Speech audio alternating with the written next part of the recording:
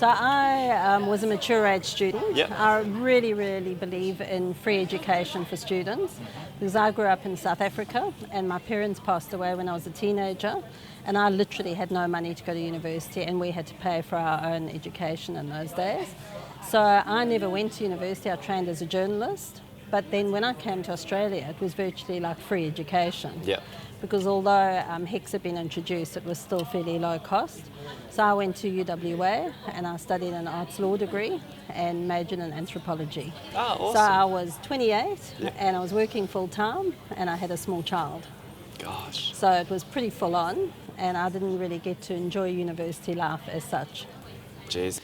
It is a big issue. I mean, we've seen a lot of changes recently. We've seen fees steadily increasing. We've seen changes to startup scholarships, and it is all quite concerning on our end. How is it received in the university? How are you guys feeling about it all in terms of affecting the student experience? Look, I think things are definitely on the up in terms of what is being provided for students. I think just look around and having facilities like this available is fantastic, but that doesn't minimise the problems our students face. Yeah. And obviously having a lot of mature age students at Curtin, almost half our cohort are mature age, and so therefore more likely to have children, more likely to have mortgages and other debts.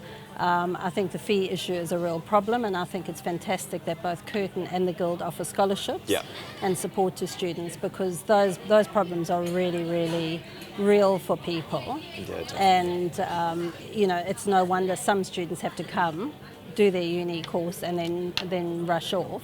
And of course having online facilities and having integrated learning options. But there's no doubt in my mind that the absolute best part of the university experience is sitting down, whether it's in a coffee shop or a guild courtyard or whatever it is, and actually debating the issues.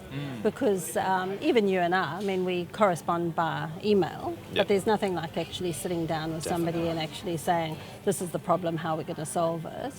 And that is just crucial for students to have that experience and be part of the debate. It should be a time of your life when you're passionate, you talk about politics, you talk about a whole range of things other than just your course.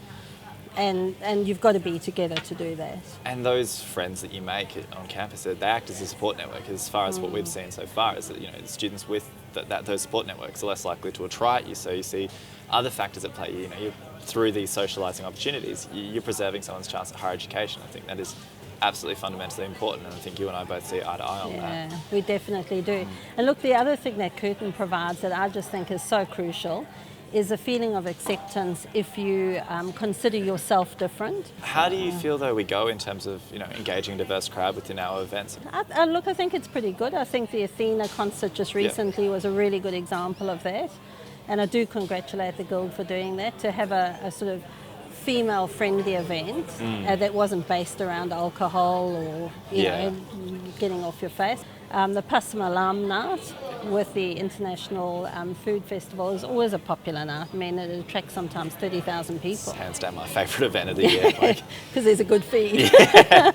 Great to catch up with you, Val. It's always a pleasure, and I'm sure I'll see you around. Yeah, nice catching up with you, Jake.